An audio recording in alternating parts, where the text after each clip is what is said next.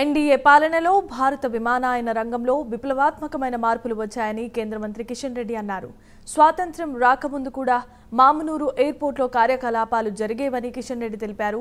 అయితే తరువాతి కాలంలో మామునూరు ఎయిర్పోర్ట్ కోసం ప్రజలు పోరాటాలు చేయాల్సిన పరిస్థితి వచ్చిందన్నారు. ఎట్టకేలకు ప్రధాని నరేంద్ర మోదీ, విమానయాన శాఖ మంత్రి రామ్మోహన్ నాయుడు అనుమతి ఇవ్వడంపై ఆయన హర్షం వ్యక్తం చేశారు. ఇక వరంగల్ ఎయిర్పోర్ట్ కోసం ఎంతో కాలంగా చర్చలు జరిగాయని విమానయాన శాఖ మంత్రి రామ్మోహన్ నాయుడు కూడా అన్నారు. ఎయిర్పోర్టుకు అనుమతి ఇవ్వడం అదృష్టంగా భావిస్తున్నానని రామ్మోహన్ నాయుడు అభిప్రాయపడ్డారు. వరంగల్ ఎయిర్పోర్టుతో స్థానికులకు ఉపాధి అవకాశాలు లభిస్తాయని తెలిపారు. అక్కడ ఉన్నటువంటి మమనూరు బ్రౌన్ఫీల్డ్ ఎయిర్పోర్టు ఏర్పాటు చేయాలనే నిర్ణయం ఏదైతే ఉన్నదో నరేంద్ర మోడీ గారి నాయకత్వంలో మిత్రులు కేంద్ర పౌర విమానయాన శాఖ మంత్రి అయినటువంటి రామ్మోహన్ నాయుడు గారు ఈరోజు దానికి నిర్ణయం తీసుకొని ఆదేశాలు ఇవ్వడం జరిగింది. నేను తెలంగాణ ప్రజానీకం తరఫున ప్రధానమంత్రి గారికి రామ్మోహన్ నాయుడు గారికి హృదయపూర్వకమైనటువంటి ధన్యవాదాలు తెలియజేస్తా ఉన్నాను. గతంలో ముఖ్యమంత్రిగా ఉన్నటువంటి కేసీఆర్తో కూడా అనేక సార్లు అప్పుడు కేంద్ర మంత్రిగా ఉన్నటువంటి జ్యోతిరాదిత్య సింధియా గారు కూడా చర్చలు జరిపారు.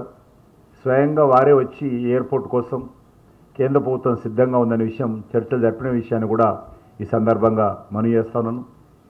స్వాతంత్రానికి ముందు అతిపెద్ద విమానాశ్రయంగా ఈ యొక్క ఎయిర్పోర్ట్కు గుర్తింపు ఉంది.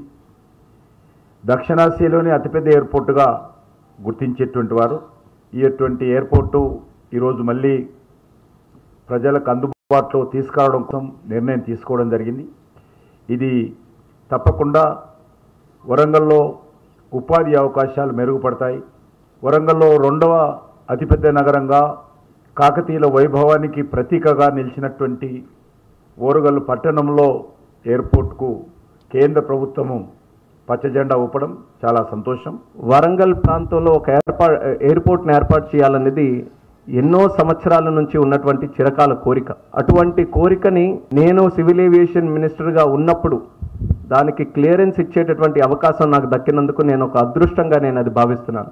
కానీ క్రమేపీ హైదరాబాద్ ఒక క్యాపిటల్ నగరంగా ఎదుగుతుండడంతో ఎక్కువ కాన్సన్ట్రేషన్ ఇక్కడే ఉండి అన్ని రంగాలు కూడా ఇక్కడ ఏకీకృతం అవ్వడంతో ఇక్కడ అభివృద్ధి ఎక్కువగా జరగడం, అక్కడ నుంచి ఎయిర్పోర్ట్ కూడా స్లోగా డిమాండ్ తగ్గిపోవడం 80ల నుంచి అలాగ ఉంటున్న తర్వాత అక్కడ ప్రజల్లో మాత్రం ఒక విప్లవంలాగా ఎప్పటికైనా సరే వరంగల్లో మళ్ళీ ఈ యొక్క ప్రాంతంలో ఒక ఎయిర్పోర్ట్ ఉండాలనేది అక్కడ ప్రజలందరూ కూడా ఎన్నో రకాలుగా డిమాండ్స్ చేశారు, పోరాటాలు చేశారు. మరి దాని ఒక కార్యక్రమాన్ని ముందుకు నడిపించే ప్రయత్నం చేశారు.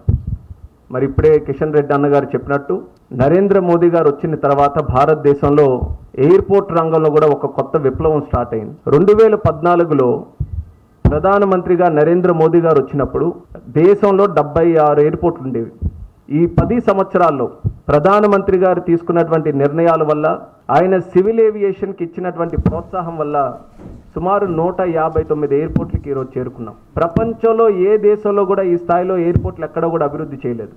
కేవలం మన భారతదేశంలో మన భారతదేశాన్ని ఒక వికసిత దేశంగా మనం తయారు చేయాలంటే, డెవలప్డ్ కంట్రీగా మనం తీర్చిదిద్దుకోవాలంటే దానికి ఒక ప్రధానమైనటువంటి కేంద్రంగా ఎయిర్పోర్ట్స్ని మనం నిర్మించాలని